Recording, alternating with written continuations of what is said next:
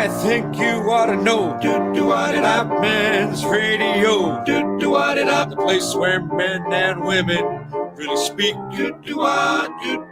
Oh man, what a show. It's Men's Radio. This crazy show is on 3 times a week. Now Russ and Phil are there to help with all your cares. We laugh, we cry, we talk like grown-ups do.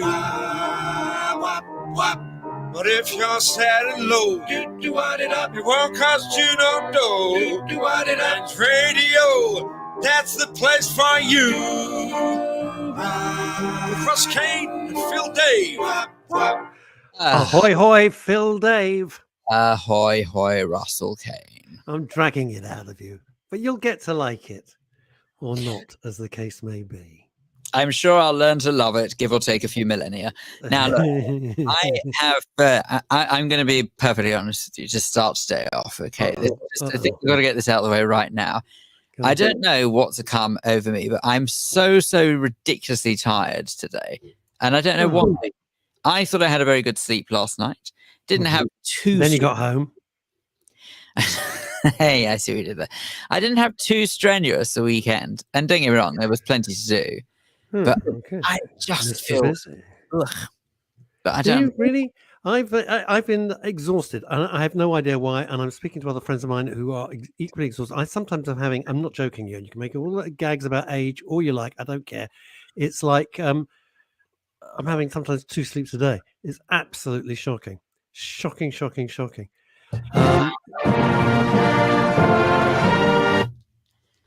Asa Don Brown says, good day from New York. But that's New York State, remember. It's not New York City, where the girls are so pretty. Or not, as the case may be. We've got a hell of a show today. Now, I was contacted. Would I like to speak to Mr. Motivator? And I thought, well, there's a little bit of an 80s retro vibe. Why not? Be good. And I realized... Age the man. He's from the 90s. Is it 90s? Yeah. Oh, hang on. We've got to do another American thing because she got very upset. Okay, because she's in New York, Manhattan. Elizabeth Green says, me too. Where's my music? Oh, me. All about me. So, hi, Elizabeth. So, anyhow, I didn't realize it was 90s, right? So, and then I knew that he wanted to talk about... oh, heaven, help us. Mary G. Williams says, me 3. Yeah, she's in Kentucky. Oh. On blue hills of Kentucky. Oh. It's fantastic. I love having American listeners. Love it. It's the land of attack. The what? The land of the free land of the blocked arteries. The land of Kentucky.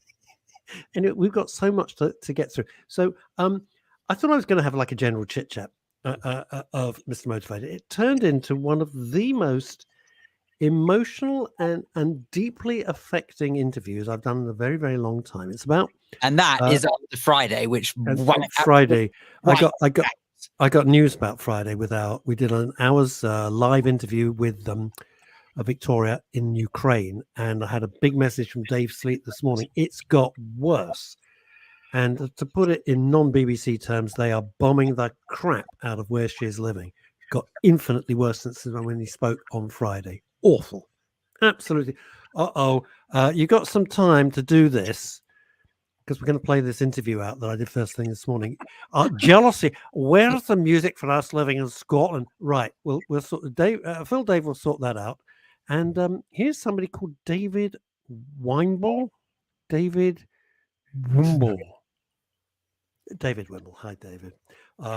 David, who facilitated the interview with Victoria out in Ukraine. So that's quite something. Righty ho, let's crack on. Listen to you, but I will walk 500 miles. There you go. That's the music. I will work 500. That is one of my favorite tunes of all time. Right. Are you going to play it? Would you play this out? It's me chatting to Mr. Motivator. I promise you will not want to miss this. The stuff he touches on, the stuff he talks about, I didn't realize we were going to go there.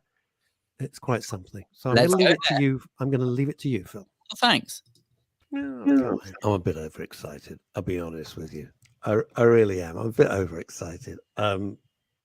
This guy has been part of our lives for so long, but he's here not for the normal reason. He's here for something which is really very central to men's radio station. It's only, stand by, Mr. Motivator. That was such an interesting intro. Kind of very gentle.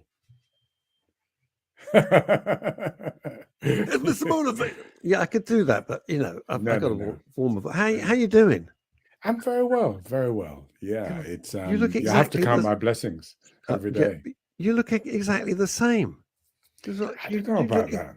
No, it's ridiculous. You look exactly the same. Maybe I'm blessed in loads of different ways. I think health is one of those things that I've learned how important it is for us to look after it. I think it's also important for us to stay young and healthy. That yes, you look after your health, but also emotionally stay as happy as you can, because these things can all drain you, can all knock you sideways. Completely, it's so true. Now, you're here not to discuss all that, but I hear you. What feels so good. But we're talking about bereavement. Yeah. How come? Yeah, well, listen, it's something that all of us cannot avoid. It's something that all of us will have to face up to at some stage in our lives. And it's quite interesting because I've been with my wife now for 26 years married, 30 years together, and we were having a serious discussion, I remember, last year, where we talked about the fact that at some stage or other, one or both of us will go, right? We'll lose each other. And how are we going to cope with it? How are we going to cope with it? Because it'd be like losing my right arm. And it's things that we have to face up to, because the circle of life dictates that will happen. But when you have to cope with the loss of a granddaughter, the rules are slightly askew. And so I've had to cope with that. God, I had no idea. I'm so sorry. Thank you. Well, I mean, it happened in December, and I tell you this: the rules that's where the rules go slightly askew, because if anything, they're supposed to bury. Totally, it goes against the rules. It goes against the rules of nature. It's the wrong way round. Totally wrong way around. And in particular, when you skip a generation, when you actually go to your grandchild, and no one can prepare you for that, right? And there's no one can tell you how to grieve, and there's no one can tell you that here are the rules that you follow, and no one can say to you that, listen, what you do is, every day you get up and you go, you look on the sunny side. No one can tell you how to do it. We've all got to individually. Impossible. Yeah, we all got to individually go through it. And then, after her dying, and she was only young, she was only 12 in December. Whilst I went down she was living in Antigua with my eldest daughter, and she got meningitis, and she was in such pain, but I maintain, what was the worst bit, it's interesting me saying it this way around, was actually not so much her dying, because I realized that she was in peace and she got to a place where there was no more pain. Yeah, it's actually my daughter was the worst bit, because when my daughter calls me outside from the ICU unit, and she's screaming, "Daddy, Daddy, help me! I'm going to lose her." When she's, screaming, "Dad, what am I going to do?" And this goes on for 20 minutes. The pain of that is what remains with me all the time, because as parents, if our children are bunged up, we will do whatever we need to do to actually relieve that bunged up feeling. And if they're hurting, of course we want to put a plaster, don't we? We want to put a plaster on. Totally. And that's wrong with them. Yeah. Right. And when you feel helpless, when I'm 5,000 miles away and you're feeling so helpless and so hopeless, and you can't do anything. That's what remains with me more than anything else. Right? That is just, we had to talk terrible. about it, my wife and I. Yeah, and I said, am I strange when that is what remains with me? Because she says, no, I fully understand that, because with Hadassah dying, she got to a place of peace, so she wasn't hurting anymore. Yes, we miss her. Yes, we miss so many things about her. But every day when you look at, Caroline, eldest daughter, you're reminded every single day of Hadassah. And you're also reminded of the pain that she goes through, and it's quite interesting, really, how my body responded, because this is something that no one can prepare you for. No one can. Absolutely not. Yeah. And in December, when that call came through, and I was on the phone with her, and she was screaming, and then Hadassah's heart stopped. And then she came back. And then they had to put her into an induced coma. And then she was having all this confusion and stuff, and pulling all the wires off. My daughter's describing all this to me. So not only did we live that for 20 minutes, but then we had to do it again the next day, went through it all again. So it was a rough time. It was rough. And I tell you what it did to me. I arrived in Antigua, and arrived on the Monday in December. And on the Tuesday, it's like someone turned off the lights inside of me. It was like someone had sucked out the very oxygen out of the room and sucked everything out of me. And I was literally sitting down, and I was just draped down like this. And I remember walking to the bathroom. I remember I couldn't even pee when I went to the bathroom. And I eventually did, and I walked back to the chair, and I slumped down in the chair, and I was just kind of gone. And I realized this is that when you have to remain strong for everyone around you, you neglect yourself. I know. And it's only in that moment when you're kind of really vulnerable, right? That it then hits you. And that's what it did. It really knocked me for 6 and for literally for about 4 days. I was not me. And I'm always up here. I was not me for these 4 days. And then we went on to organize. Then I had to fly back to the UK real quickly whilst we were planning the funeral, because my best mate, right, who I've lived, he and I have lived at the same plate for 60 years, Mercia, he died. Oh, come on. So I flew back, went to his funeral, right? And that one hit me pretty hard as well, because, when we're in our 20s, our circle of friends is this wide. In the 30s, it gets smaller. Yeah. In the 40s, it gets smaller. In the 50s, it gets four. When you're in your 60s, it's actually very few around. And when you lose him, who I used to speak to every day, it was. This is resonating. I mean, this is all about you, but it's resonating so hard. I lost my best pal, who was from Manchester, but he lived in Los Angeles, and we would always speak, and we were very, very close. And he passed, and in a stupid way. So the friendship thing I get, because when we get to a certain age, we realize that most people they're not really friends. They're people associates. Yeah. They're associates. You're happy to chat to them, but that's kind of it. But they're not. So, it's not deep. They're not like deep friends like Francis and I were. And it's so true. How this thing is that grief. I've been very vocal about it because of what happened to me. But and I was at pains not to be a sort of Yoko Ono professional widower. That doesn't interest me. I just wanted to try and help if I could, if there was any purpose to it. And I wrote something not that long ago, and it's gone into not my book, but somebody else was writing the book. And I just said that there's no statute of limitation on grief. No. There isn't. And it's no good people saying, "Oh, come on, Derek, you can't do that. It might take, it could be years. It could be forever.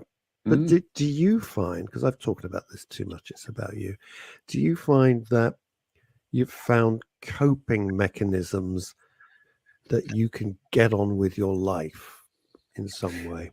Well, I'll tell you what the first thing I did. And now this is quite interesting because I remember I came back, I buried Mercia, and I went back down to Antigua. And when I arrived down, this is now 2 weeks later after Hadassah had died. And I said to my eldest daughter, I said to my eldest grandson, who's 23, next son, who's actually 16, and the youngest granddaughter now, who's 14. And I said to them, come and join me in an exercise class. So I was in this hotel, and we put out the invite to other people in the hotel to join us if they wanted to. Yeah. And we transmitted this workout live on Zoom, on Facebook, and everything else. And in the class was my family, including my wife. And I'd always talk about the curative power of exercise. When we're doing it, for that 45 minutes, the laughter, the fun, because of the way I teach, it's not serious, right? Yeah. The laughter, the fun, and everything else. Yeah. It released these happy hormones, the serotonin, all the hormones got released, and we felt so good, And there's an afterburn when you exercise. There's an afterburn which can last for hours. And so literally for the rest of the evening, we all were in this real happy place, right? And my daughter had been laughing like crazy, whereas before, literally every hour on the hour, she was crying her eyes out. Of course. But here she was for a period of literally about 5 or 6 hours, just getting this glow, right, and laughing, right, because for that moment she was distracted away from what had happened. And so we've had to learn that, number one, exercise plays a vital part in our recovery. That's number one. Yeah. Number two, having the network of support, family, is critical at times like this. Number three, talking about Hadassah non-stop is really important. You don't go, let's not. I got to say, Derek, I agree with that so much, because if you make it a taboo subject, it builds up and it turns into, I can't explain it properly and articulately, but it builds up into something else. Yes. And it's just not helpful. Yeah. You're right. You're right. I agree with it's you. Good to. Yeah, we've had to learn to make her part of the conversation, because the point is, when you're least thinking about, you go, Karen, Hadassah, you go to call both of them. Because as sisters, they were always together. Always together. So therefore, you might as well talk about it. And the more you do that, the more you understand that every single person's life, no matter how short we think it is, can have an impact on every single person who's remaining, and in a positive way. Hadassah has, because what she has done is made us have a conversation as a family at a level that we never used to have a conversation at before. It's made us look at life much deeper. It's made us really think about what's really important. Yeah, and the fact that just right now is the most important time in your life, and it's the only thing you're sure about. And if tomorrow comes along, that is a birthday. So celebrate bonus, tomorrow isn't when it? it comes. It's a bonus. It's a bonus. I've always, wow. Is that right? I don't know what that was. Goodness me. Who knows? Spooky. But it's true. Spooky. It's spooky. But it's absolutely true. You know, people say, "Why do you live so? Why do you, why do you live so hard? Why do you do this?" And I say, "Because I grab each day like it's my last day, because nothing's guaranteed here. You know, I'm never complacent about it. And like you, I think you and I, it's fair to say, have a zest for life. We do. We try and enjoy it. And I'm probably not act our age, but who the hell cares? I don't care. I don't care. Listen, you only get old when you stop being young, and I'm actually true? I'm actually only 12. I don't know. In my head, I'm like about 27. Oh, really? You're older than me then. until I try and move, and then I'm not. Honestly, it's extraordinary. How has it changed you at all, though, or you still fundamentally the same? No, or has it made you? It hasn't changed. It's made you think more. Yes, that's what it's done. It's made you think more. It hasn't changed. Nothing can change me, because I've been 69, nearly 70 years practicing who I am. Get out. So it's going to take a lot to actually change. Right? It's going to take a lot to do that. So what it's done is make me more reflective. Yeah. That's the one. It's made me call people up more. So I have like a checklist of people that I make a point of calling. Yeah. It's made me say to my wife, you know what we're going to do is each month we're going to take a break. It doesn't matter whether it's, going away just for the weekend. We're going to do that, because the things sometimes you can get so caught up in the putting bread on the table and food in the fridge that you forget about you. So we're going to do more of that. And also what it's done, I mean, my eldest daughter's moved back here now with her 3 children.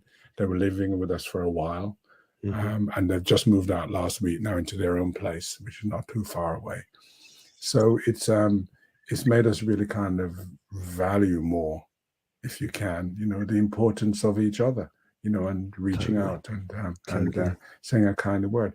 And, when it comes to Marie Curie, that's why I admire the work they do, Marie Curie, because I look back 20 years ago, and 20 years ago, I organized a bike ride. In fact, the first time was bike ride across Jamaica. And we brought down 40 people from England. Yeah. And this bike ride, we did 250 miles and raised loads of money for Marie Curie. Yeah. Because a lot of people don't understand the work that they do and how important they are for end of life, and the comfort they give and the support they give, right? Which is really, really important. And I did it twice. Twice we did a bike ride across Jamaica for Marie Curie. So yeah. Well, I what I don't do, like a lot of other people, is I don't shout it from the hilltops and say, there's how much money we have raised and we did this. Aren't I fabulous? And I'm a celebrity, and aren't I great? And I'm trying to revive a shitty career. And get back. No, I hate all that. I couldn't agree with you. I hate that. Too. Just do it. If you want to do it, do it. Right. Bang on about it. Yeah. And so it's really close to my heart what they're about. And the National Day of Reflection that they're having on the 23rd of March, I think it's going to be, I want to see it take off really well, because I think it's important that all of us, whether we have lost anyone or we know of someone who has, that for that moment we just spare a thought for other people, right? And if we are going through our own grieving, here's a time when people like-minded, same position, can get together and say a kindly word to each other and make us understand that every single one of us, right, is important. And right now, actually, I'm the most important person in the world. I don't care what anybody else says, but I am. Somebody, do you know what? Somebody said to me, "What are you going to have on your tombstone when you go?" And I go, well, "Who's the world going to revolve around now?"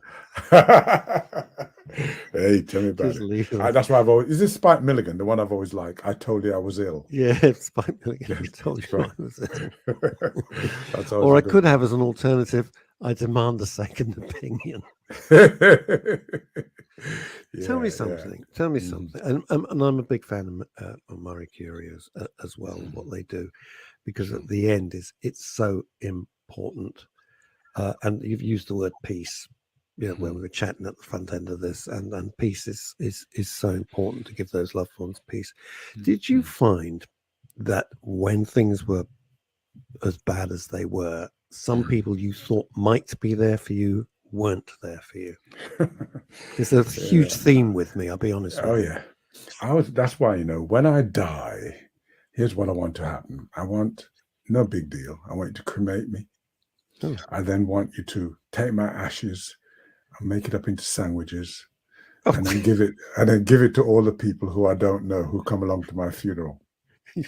Because at every single funeral, right, and in particular in Jamaica, you get hundreds of people turning up who never once called you when you were alive, who never once invited you for a cup of tea, who never once said, let's go for a drink. You seem to acquire a whole load of new friends who have wonderful things to say about you. My philosophy has always been, if I think you're the world of you, I'm going to tell you right now, whilst you're able to hear me, that I think the world of you, right? And if you're my friend, I'm going to call you often, and speak to you and share the joy with you. So, there are lots of people who come out the woodwork, and there are loads of people who are totally hopeless. They're a waste of space. They say the most inappropriate things. I remember one person turning up and saying, well, a friend of mine went through the same thing. That has no relevance in terms of what I'm going through, right? If you say to me, you know what, I had to deal with my own personal grief, then we've got something in common we can sit and talk about. That's the thing. So it's far better that if someone grieving, you say, listen, I don't have the words to give you. I don't have any kind of guideline I can give you, but I'm just here. If ever you need someone to talk to, if you feel that I might be able to just be a listening ear, you can call me up. That is all you need to say. See, the big excuse is, it's happened to me, and it's happened to a lot of people. I meant to phone back. I didn't know what to say. And I go, listen, you numpty, what do you mean you didn't know what to say? Well, you didn't need to say anything. What you needed to do was phone up and say, hey, Russ, how are you? You okay? That's it. That's right. I'm not waiting for the Gettysburg Address or Hamlet soliloquy or something brilliant, some piece of fantastic philosophy. Just be there. I know. It's I called up my best mate wife, Norma, and I just call her up and I say, Norma, are you doing all right? And she'll say, you know what, every time I go to make a cup of tea, I still call out to Mercia, do you want a cup of tea? I said, listen, every single day, because I used to speak to him just about daily. I said, every moment I pick up my phone to call him because it was a place of advice I'd give him or he would give me. And I miss that. I miss it. Yeah. And that's all I can say to you. I bet you didn't take his number off your mobile phone for a while. It's still there. It's still there. Unless you've been there, you don't get it. But it feels like, and this sounds so stupid, it feels like a betrayal. That's the only way I could describe it. It feels like such a permanent thing to take somebody's number off. Not if you're pissed off with them. Good, goodbye, cheerio, good luck. Don't bother me. But when someone's died and you've got their number, it's really hard to delete it. It seems like a very final act. I know that sounds ridiculous in the great context of life, but that's just, unless you've been there, you won't get it. You just won't. If you've been close with somebody, that closeness doesn't die because they've died. No. It's just that you're a bit more distant, but you're still close. That's so true. That is so true. I know you're back to back with talking about this today. The day of remembrance is give me the date again in March. 23rd of March. 23rd of March. Yeah. In fact, you know what? I'm wearing the colours of their daffodil appeal, right? Which is really important. I can see that. I was very impressed. I was very impressed with that. Listen, I know you're the busiest man on the planet, but would you? Would you come back? Not just for Murray. We can talk about anything, but you've touched on so many things, and I know you've got time constraints today. But there's so many things I really would love to talk to you about, and I know that. Would you do that? Why not? Fantastic. Why not? That Just would make be the arrangements. Yeah. That would be great. Listen, thank you so much. My pleasure. Thank you for finding time for us. And I'm just going to end by saying something very traditional about your granddaughter, and just going to say that may her memory be a blessing. It is, and it will be. That's I can't think of a better way to try and. Thank you. You take care. All right. Be well. Bye. And Cheers, you. bye-bye. Bye-bye. Good grief. That was incredible. Oh, I wasn't expecting that first thing on a Monday morning, because I didn't know where we were going to go. You know what was really interesting? I don't know whether or not you two have planned this or not. We'd never met. But one wearing blue, one wearing yellow. Just saying. Isn't that the weirdest thing? Isn't that the weirdest thing? You know what he was saying as well, and about you saying as well about taking numbers off a phone. I can't do it. I absolutely refuse. I can't. If there's someone I know who I have their number in my phone, I'll mark them sort of with as sort of saying that they're no longer with us, but I won't take the number off the phone. Yeah, it's a thing, isn't it? One day when I have time, we haven't got time today, I will tell you the most extraordinary story. Please remind me, because the story still freaks me out, about a text that someone received in Australia from my late wife. I'm going to leave it there. Now we got to crack on, because she's masked up. Blimey, what have you said? Have you been spreading stories about you and me? Why is she masked up? Well, I didn't want any catching a virus or anything. No, I get that. Okay, I shall introduce. There she. Wow, got the white lab coat, got the mask. Wow, you look like the business. We have no idea who you are. Either that or you wish to remain anonymous, whichever way it is. You're most welcome. Thank you for joining us. Oh, thank you guys. Hello, can you hear me? Hello, I'm Clem Fandango. Stephen, can you hear me? Yeah, no, we can hear you. We can hear you loud and clear. Now, you are a trainee mental health nurse. If I please tell me I've got that right. You have indeed. Yes, that's correct. Fantastic. No, I'm not being facetious in any way. Are you in a hospital now? Hence the mask. Yeah, so we're in an inpatient setting at the minute. These patients are getting ready to go back into the community, so rehabilitation. So yeah, that's why we're wearing the mask today. Okay, no, because if you were sitting at home, we were going to have a word with you. I'll be honest with you, but I totally get it. Get dressed up at home. Well, you say that, but Thursday evenings, if you're not busy. Anyway, now look, your training, is that right? Your training. What made you want? I'm absolutely fascinated. Then we get into a general thing, because I know Phil's got a million questions. But what made you want to do this? It's very specific, and thank God for you doing it. Yeah, definitely. So I don't know whether you know. So I actually was made redundant last year. So I worked in financial services for 17 years, and no, I don't know any of this. Yeah, wow. So I worked for HSBC. I was a branch manager, so 17 years, and basically redundancy came, and I decided whether or not do I want to stay with the bank or do I want to do something completely different. And I think over the years we've definitely got more awareness over mental health. That's for sure. I've got some lived experience directly. I've got friends and family. A lot of my colleagues as well, in the teams that I've led before, I'd say about 70% of people suffered or lived with people or knew people that had mental health issues. And for me, it was just about, what do I want to go and do? I've got 25 years left before retirement age, believe it or not. So it's kind of, what do I want to retrain? And that redundancy just gave me that sort of golden ticket to be able to do this. So I'm forever grateful for that, definitely. It's an extraordinary thing, because that is one hell of a leap from the world of finance, which, let's face it, is hard and brutal, and this, which is very, very compassionate. Yeah, definitely. But you say that though, but a lot of what I did before, it's very much around interpersonal skills and leadership of teams. So there's lots of transferable skills, and I think that's the biggest thing. You might have listeners that are listening now, and it's currently they're doing jobs that are paying the bills, but actually, is it something they really, really want to do? And just think about your transferable skills, because you can move into different sectors, definitely. And what actually, so with your work beforehand, in banking.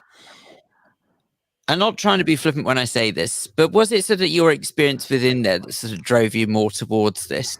Because what I'm trying to get at is that I suppose that sort of if you work in the finance sector, there's a great deal of stress that comes with it. So you probably would have been made more aware of mental health than, say, other people in other industries. And I just wondered whether that had anything to do with it. Yeah, completely. So I don't shy away. So I working mum, career orientated, driving that career ladder. And I guess 2019, I hit that sort of wall where I burnt myself out when I needed to take 6 months out and kind of reevaluate things. I then came back in a week before the pandemic hit. So and then obviously later that year, it led to the redundancy. So it was a bit of a choppy period. But I think, as a leader in financial services, think of all the customers that we deal with on a day-to-day basis. We see firsthand, people that are struggling. Finance has a massive impact on mental health as well. So there's lots of social factors there as well that's really important. And obviously, in the workplace, we had lots of initiatives around wellbeing, mental health awareness days, and maybe over the years they started to really ramp up because it was not necessarily more important, but people were talking about it. And I think the pandemic has definitely had a massive impact on just the awareness everyone's got out there at the minute in terms of mental health. So it's really important to talk about it. I can't stress it enough. And, hopefully we'll get that parity of esteem, because it's nowhere near talked about as it should be in line with physical health. And we should really sort of want to advocate that. We need to be advocates of it. Yeah, that's why we have men's radio and women's radio, because you're absolutely right. We want to remove the stigma and just open up the conversation. Phil, at the beginning of the pandemic in like March, April 2020, so when we had the studio then, before I closed it down, because obviously for health and safety and all the rest of it, and said, I think that the mental health side effects of this are going to be as bad, if not worse, and longer lasting than the physical side effects. And I argued at the time, and I realized soon after that I was totally wrong and Phil was totally right, because I think the ramifications of this are enormous, absolutely huge. And let me make it very clear, if for once in my sorry life I took no pleasure in being right in that. No, but he was completely right. He was right. Leslie Ian Jones, I will put your comment up, but if I do that, our delightful guest is going to disappear, because it's a long comment, but it's an important one. Caroline, am I allowed to ask what might sound like a really silly question, though? But actually, I think it's quite important, because I'm not sure people know. A mental health nurse, what does one actually do? Well, it's a good question. So I'm on placement 1, and this is day 5 for me. So I'm finding out just as much as probably you would want to know at the minute.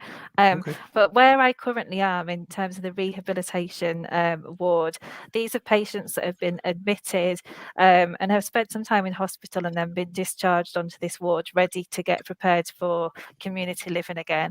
And basically, it's supporting them with day-to-day activities. So a lot of it's just chatting to them. It's just finding out about them. It's engaging in the games of pool in the communal area. It's helping them make their food to demonstrate that they can live comfortably and look after themselves. We obviously administer medicines as well for these patients, because some patients do need to have a balance. So there's lots of things when it comes to recovery that really help look after a balanced lifestyle, but medication is in there as well. But it's a unique experience. It's not sort of the hustle and bustle of an inpatient first admission ward.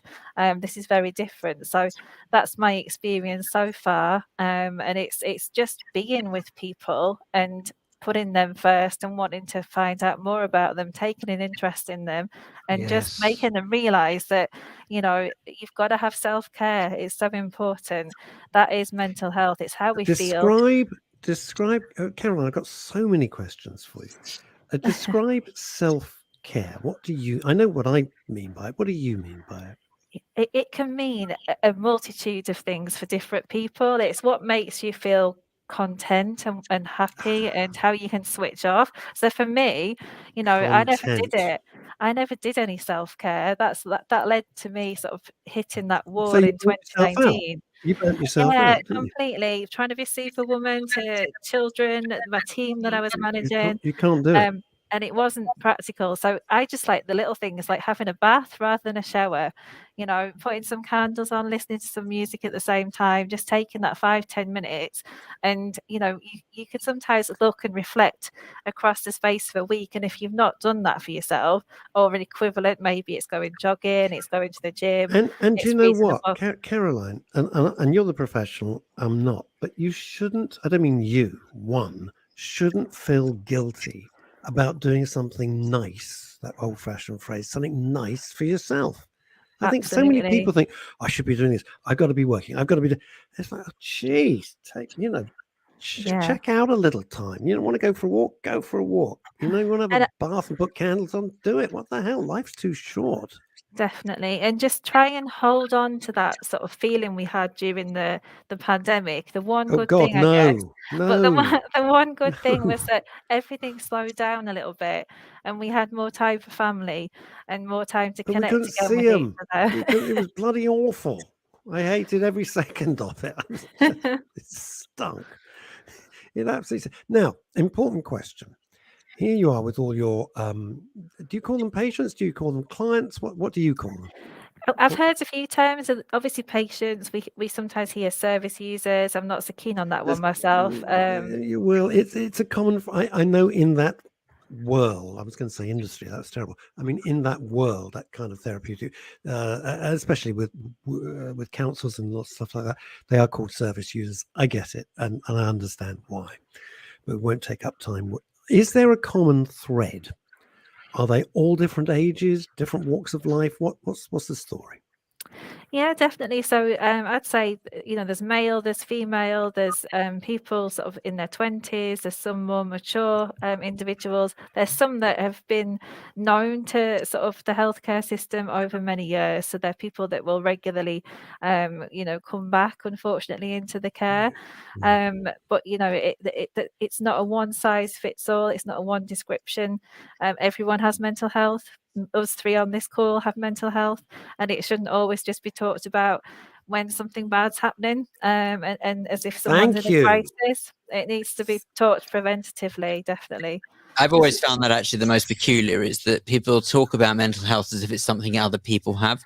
But that's a bit like saying that everyone else has physical health, and the individual in question doesn't have anything to do with physical health. It's ridiculous. Exactly. It doesn't make sense. Yeah. See, I get upset, Caroline, and I do. I try to tread a careful line, but I do get upset when certain people come with a lot of influence, come on social media and say, "Oh, for God's sake, just stop whinging. You know, pull yourself together. This mental health bullshit is just an excuse. Just stop it." You wouldn't walk in to the recreational room to see your patients and go like that. It's very real. Yeah. I don't find attitudes like that helpful whatsoever. They're not, definitely not. And I think the biggest thing I've learned in the last sort of 2 or 3 weeks just been on placement is that it's our job to listen. You know, whether or not we have an opinion on what the patient might be saying, you know, if they're hearing voices, if they've got hallucinations and what have you, we've got to listen, and we've got to really try and understand from their point of view what they're experiencing, because that's how you can then forge that therapeutic relationship in the first place. If you don't have that level of trust with your patient, it's going to take a lot longer to aid them to recovery. So it's a very tricky balancing act. And you know, if anyone is out there, because I know it's NHS National Careers Week this week, but please do, you know, you might be in a job that you're not happy with, you might want to consider changing to the NHS, but just have a look at the NHS Careers webpage and just see what kind of jobs are out there, because it's very worthwhile, and you know, it's about people at the end of the day. So hopefully we can get more people wanting to come on the board. Tell you what, you're a fantastic advert for the NHS. Oh, thank you. Seriously, you're a terrific advocate. Many people say, let's just deal with the elephant in the room. I don't mean Phil. Let's just. It doesn't look like one. I wanted to see if Phil was listening. Right. Just because I'm wearing grey, do you mind? Oh, it's you. There you are. and he packed his trunk and ran away with the circus. Now, many people think the NHS is loads of people in suits. The worst case, you know where I'm going with this, don't you? I mean, I'm sure you can. They're running around with clipboards. They're not doctors. They're not nurses. And you think, who the bloody hell are these people? They're running around. And the NHS isn't really like that. I mean, you're there. Tell us. Yes, and with any organisation, there's going to be hierarchy. There's going to be lots of layers, I would assume, which is natural. It's how big organisations like this work and operate. And it's not for me to really pass any judgment on that. But at the end of the day, where I currently am, we've got about a team of 7 or 8 nurses in today and healthcare assistants that are people generally spending time with patients and trying to forge through their care plans as best as we possibly can. So yeah, I think you see that anywhere you go. I could probably relate that back to my previous career as well. Sure. But there's lots of passionate individuals on the front line, definitely. And Caroline, if people want to find out about jobs on the NHS, where would you go? If you just type NHS careers, you'll then go to the main web page that has all of them listed, all locations up and down the UK, different specialisms as well. There's lots of admin roles as well as clinical roles. So it's not just, you don't have to necessarily retrain and, do what I'm doing, a 3-year degree to become a registered nurse. It's entirely up to you. So you're doing that parallel with your work as well? So this is placement whilst studying. So we, as part of the degree, we get placement hours and we get the experience alongside the theory. Yeah. Brilliant. Well, bravo to you. Here. Thank you for what you do. I think Dave Sleet set that up as well. Thank you for the work you do. Absolutely. I think, work you do is so, so important. Thank you. Really appreciate it. Thanks for finding time to chat to us. Oh, thank you for making me feel welcome. Oh, no, always. Absolutely. You're very welcome to come back anytime you want and give us an update on your progress. Yep, sure do. Will do. Okie dokie. Okay. Bye-bye. Take care. Bye-bye. Very nice. Very nice person. Very, very nice. Delightful. Now, do you know, I've got to, I know we've got time for this. So I'm going to say something. Can I, before you do that, this would be so rude of us not to put this up. I'm going to put this up. No, you're quite right. Sorry. This is from Leslie and Jones. And if you're listening on Deluxe Radio, you won't be able to see this, or if you're listening on a stream, or perhaps in your car or on the Men's Radio app. I was at death's door, not me, thank Christ. Leslie and Jones. I was at death's door this time last year. Was given chance. Oh, this is hot. Would you like to read this, Phil? I'm sorry, I've had a bit of a morning with this. This is doing me in. Yeah, no. It's getting to me. Go on. Yeah, right. So Leslie goes on to say that he was given the chance to speak with his wife and son before undergoing treatment that could have resulted in bleeding on the brain. And he says couldn't say his goodbyes as he wants to live, yet regretted not saying goodbye.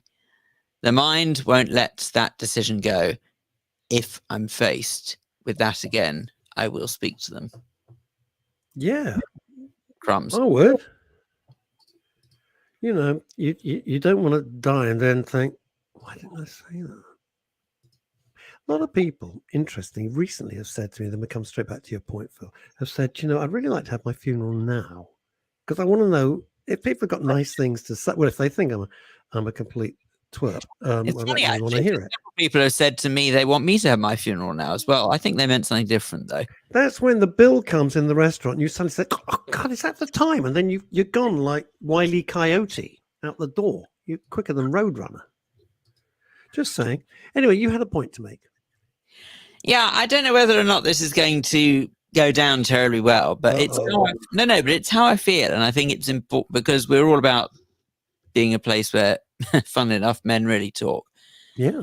But I wanted to say what I feel concerned about something, and I just don't know whether or not this is just my imagination or not. Sure. Obviously, you know that it's around International Women's Day. Okay, if I'm not mistaken, International Women's Day, I think it's tomorrow. And yeah, there are people talking about it today and making quite a big thing of it. But I have a bit of an issue with events, international events, such as International Women's Day, such as International Men's Day as well, equally. And also when it comes to certain history months as well of people from different backgrounds. And my issue is that I worry it causes more division rather than it unites people. Now, I know it's a very, very interesting point, because I'm not going to jump in too much, but I see so much of this on my timelines, and I'm thinking, really? Is that helpful? See, the thing is that I feel like as a species, all we seem to do is find ways to divide us. Yes. All we seem to do. It could be absolutely anything. You take Britain's departure from the EU, for example, and all people were saying was, "Oh, you're a Remainer, or are you a Leaver?" Never asked, "Do you actually?" Never bring it up at dinner, though. By the way, mate. No, that's I can vouch for the truth in that statement. I'm afraid. Of course, right, I've ever seen in my life. Anyway, whether it's anything unpolitical, whether still it makes me laugh. 2-3 years on, it still makes me laugh. But whether it be political, whether it be racially motivated, whether it be culturally motivated, whatever it is, it always feels like we're looking for things that divides us. And I find it after a while. I mean, I get over it again and I reset, but I just find it breaks me down after a while. It really, really grinds away at me, and I just don't like it. It's interesting. We have something like International Women's Day. On the one hand, you think, well, that's great. Let's celebrate this. And on the other hand, again, as you say, and it is very controversial, people start screaming and shouting God knows what. And if you put this on Twitter, you would be trolled, because they wouldn't have the nuance or the subtlety to consider it before just screaming abuse at you. Is this International Women's Day as though it's some sort of separate species? We're all together in this. But I guess I don't know. Look, I'm totally open to persuasion, and it doesn't affect me. So, but I understand the origins. Make no mistake. I understand that it's to highlight inequalities. Of course. Of course, if there's any inequality, that is wrong. But at the same time, one shouldn't underestimate what the ramifications of highlighting those inequalities actually can be. You know, there is something in the fact that actually you've seen what is written. Yeah. In a bid for people to highlight differences, what they're actually doing is, I think, is causing further division. Of course they are. If you have, sometimes it's good and sometimes it's bad. If you have, Black History Month. Let's just take Black History Month. If you don't know anything about Black history, and I probably know as little as everybody else, all right, I don't pretend to be an expert at all. And you see these things, you think, oh, that's all right. I've learned something. I can understand that. But then you could say, and I'm going to be very controversial. You could have, why don't we have? I'm just going to make this up. All right, please don't get offended. Why don't you have Roman Catholic History Month? Or Chinese History Month, probably not Chinese, or something like that. I don't know. It's an absolute hornet's nest. I like this from Martin Allen. This is a really good thing. Every day should be your day, like Valentine's Day. I tell my wife I adore her every day. I think that's fantastic. But Phil, I agree. We should have an Everyday Matters Day. But it's not even so much every day. I think it's one matter. You guys, you troll. Paul, you silly sod. I tell Martin's wife I love her every day, but he's less happy about it. Hilarious. Oh, dear. Asa says, Phil, I agree. I have been working on a manuscript on racism for several years, and the heart of my work is unity. Yep. The problem in our global community is this need to divide and create subgroups. 100%. And I actually get really, really wound up by it, is just putting it mildly. You do, I know. Well, we both do. I'd go further. It upsets me big time, because I think people are too stupid to realize that it's actually furthering divisions. Everyone's sort of saying about it's a bit of a crass statement. No, I'm not sure. No. I don't think it's crass at all. Think about it. What happened off the back of all the Black Lives Matter protests? Oh, it set us back. I will go on record as saying I think it set race relations back 25 years. So do I. I hear people I having think it had the exact opposite effect of what it was intended to do. And then when you look at the people who were leading it, you think. But I hear people now who say things that in a million years I'd never thought they'd say about people of a different racial background, openly say things. And they say it in such a way that I find offensive, and I'm relatively thick-skinned. But because it goes back to the exact point that you made at the front end of this little section, is that you're being divided. And if you're being divided endlessly, drip feed every day, because there's no news, there's just propaganda. And if that happens, you are forced to take a side. No, you shouldn't always have to take a side, but sometimes you think, I've got to have to take a side here on this. And that side becomes more extreme than where you want to be, because the huge problem with every aspect of life at the moment, there is no middle ground. If you have no middle ground to which you can go towards and try and have a debate, try and have an adult conversation, you are screwed. And there's too many aspects of life at the moment where there's no middle ground. I mean, you would think, for the love of God, that if you had a global pandemic, an existential threat, all right, that you would unify. What did it do? It did the exact opposite. Wear a mask, don't wear a mask. Have a vaccine, don't wear a vaccine. It's natural. It comes from nature. No, it's all a conspiracy. It comes out of a lab. It was endless and exhausting. Plus, we were trying to deal with the physical and mental aspects of something which we've never had before. It was bloody awful. Let's not kid ourselves. But this is the problem. I mean, this is any good thing, would you believe it? And I never thought I'd say this. Obviously, the situation in the Ukraine is nothing short of absolutely horrendous. But this is the first time I can remember for many, many years that the world at last feels relatively united. But you go on social media. I'm sorry to use the filthy words of social media, and you got other people saying, "Well, this isn't true." I can see it, and I'm going like insane. But I won't engage with them because I might as well talk to a dining room table. What's the point? They're idiots, and they're going, "Well, this isn't true. This is just propaganda." No, I don't mean. I'm not talking about the obvious stuff like Russia is saying, "No, none of this is true." Of course they would.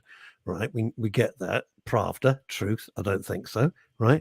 I'm talking about British people or Americans who are going, well, none of this is true. How can you make political capital out of people's endless suffering? And our fantastic guest, I know we're heading towards the end, but our guest on Friday, thanks to David Wimble, Victoria in Ukraine, who we talked to for an hour, it's got much worse since we spoke on Friday. Much worse. Brutal. And my fear is, of course, as they get frustrated, they're just going to think, sod it, we'll just bomb the crap out of everything because we're frustrated and we're stuck in the mud and we're running out of fuel and we haven't got enough trucks and we're sending in civilian vehicles which are not designed for this. They're designed for going up the North Circular Road, not going over fields, for Christ's sake. And they're just going to get more and more frustrated. It's scary. I would like to end, though, on a slightly more positive note. Yes, please. Because the other day, I noticed that there's this photo going around on Twitter. All right. Mm-hmm. I want to show you this photo on Twitter because I think it can cheer us all up. Okay. Yep. Have a look at this. Right. So I'm going to call it up. I'm ready. I'm all agog. Pulling it up on screen now. Yeah. Pulling it up on screen now. This was, hang on a second. Oh, what a shame. Okay, right. Are you slapping this out or what? Have you got it? I don't think I'm going to be able to unfortunately get it because unfortunately my Mac has just decided this split second that it's not going to allow. You need a top engineer. That would be you. Not going to allow Google. What was it? Oh, come on. We're not stopping the show. It was a photo of some Russian soldiers who were in a lift in Ukraine, and they were making their way up to the top floor of a high-rise building in a bid to try and commandeer it. And the very quick-thinking caretaker turned the power to the lift off, so these soldiers were stuck in the lift. And that's the kind of good news we need more of, I feel. But anyway, on that happy note, that deserves... Did they think this through? No. Anyway. See you Wednesday. Midday. Bye-bye.